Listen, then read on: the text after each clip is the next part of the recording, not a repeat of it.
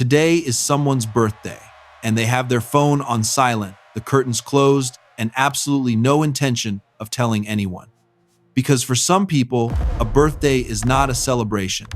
It is an unsolicited annual audit of their life, and they would rather skip the audit entirely. There are 6 psychological profiles of people who genuinely do not care about their birthday. Not one of them is broken, not one of them is sad. Each one has a reason that makes complete psychological sense. And one of them is probably you. Profile 1, the calendar hermit. This is the tactical disappearance. The person who, in the weeks leading up to their birthday, begins quietly engineering their own absence. They schedule a solo trip. They volunteer for a work shift nobody else wanted. They develop a sudden and convenient need to be somewhere, anywhere, that is not anywhere near a gathering with their name on it. On the day itself, the phone goes silent. Not silent as in ignored, silent as in actually powered down, face down, or handed to someone else for safekeeping. Because a birthday, to this person, is a social demand they did not consent to. The world decided, based entirely on the calendar, that today is a day when this person must receive attention, must be the center of something, must perform gratitude and celebration on cue. The calendar hermit is not antisocial. They are warm and generous on every other day of the year. What they resist is the obligation, the manufactured occasion, the expectation that joy must be performed because the earth completed another loop. The psychology here is straightforward: autonomy. The sense that one's own emotional experience should not be scheduled by external forces.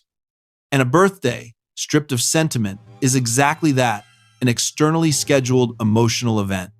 Some people simply refuse to show up for their own performance. Profile 2, the social minimalist. This person is not hiding, they are filtering. They will tell you, calmly and without apology, that they know perfectly well who their real friends are. And their real friends do not need a Facebook notification to remember they exist. The birthday becomes a kind of social stress test they did not ask to administer.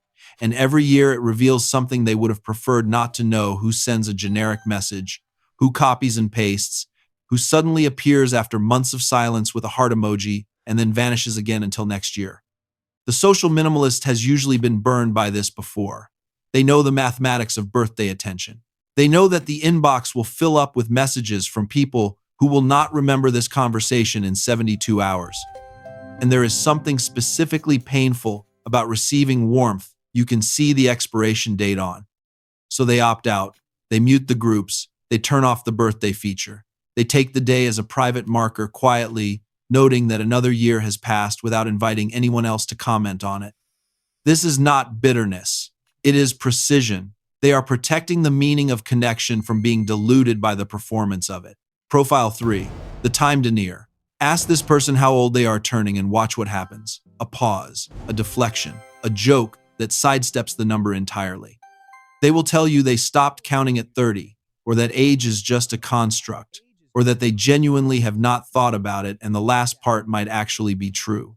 The time denier is in a specific and quietly uncomfortable relationship with the concept of aging. Not necessarily because they fear death, though that is sometimes part of it, but because a birthday forces a kind of annual reckoning that they would rather not have. How much of this year became what I thought it would? How much longer do I have to become whatever it is I am supposed to become? These are not questions the time denier wants to answer, and a birthday is an annual summons to answer all of them at once, in public, with cake. So they avoid the whole thing. They let the day pass like any other Tuesday. They do not look directly at the number, because looking directly at the number makes the time feel real. And if the time feels real, all the things left undone become suddenly, uncomfortably visible. Profile 4, the autonomy defender. This person does not hate fun. They hate being told when to have it. What irritates them specifically and precisely is the assumption that on a particular day in July or March or November, they are required to want something, to want attention, to want gifts, to want a dinner reservation and a cake and people gathered around singing at them while they manufacture a smile they do not feel. By the way, which of these 6 are you? Leave a comment below. Joe and Max read every single one, and if you haven't subscribed yet, this is a good moment. There is more coming.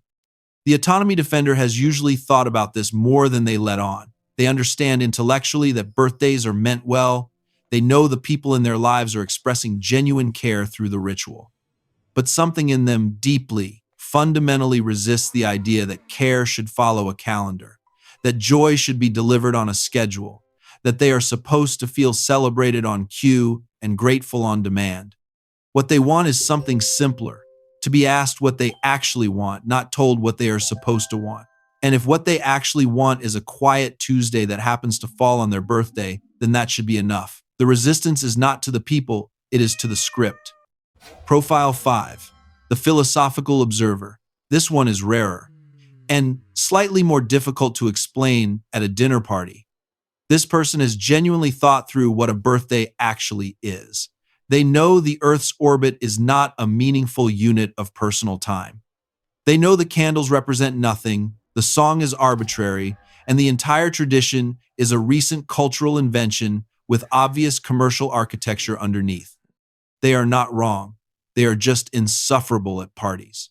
What they miss is that meaning does not need to be cosmically justified to be real. But performing belief in something they see through feels dishonest. So they opt out on intellectual grounds, which is, in its own way, a very human thing to do.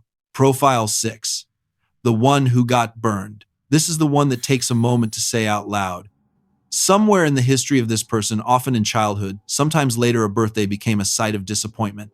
Not the dramatic kind of disappointment that makes a good story, the quiet kind. The kind where you waited and the thing you were waiting for did not come. The kind where you woke up expecting the day to feel different and it felt exactly the same. The kind where the people who were supposed to show up didn't. It does not have to be a dramatic event. Sometimes it is a parent who forgot once, and the once was enough. Sometimes it is a party that no one came to. Sometimes it is a series of small letdowns that accumulated over years until the day itself became associated less with celebration and more with the particular specific pain of unmet expectation. The brain is efficient. When pain is attached to a trigger, a date, a season, a song, it learns to protect itself in advance. The person who does not celebrate is often not choosing indifference. They are choosing protection. They have learned that wanting something on this day is a vulnerability, and they have decided it is safer not to want anything at all. This is the one that matters most to understand, because this person is not too cool for birthdays. They are not philosophical or minimalist or autonomy driven. They are someone whose nervous system learned a lesson and kept it. So here is what all 6 of these profiles share. None of them need to be fixed. None of them need to be convinced that they are wrong. A birthday is not a moral obligation. It is not evidence of how loved you are or how much your life has added up to. It is a date on a calendar. And what you do with that date, how much you weight it, how much you share it, whether you celebrate or disappear or simply let it pass, is entirely yours. The world tells you that a birthday is a day to be seen. These 6 people have decided that being seen is something they would rather earn on their own terms, on their own time. That is not sadness. That is sovereignty. That is everything from Joe and Max today. If you recognize yourself or someone you love in any of these, there is more waiting on this channel. Subscribe and come back. The videos on screen were chosen specifically for you. Tap 1. See you in the next one.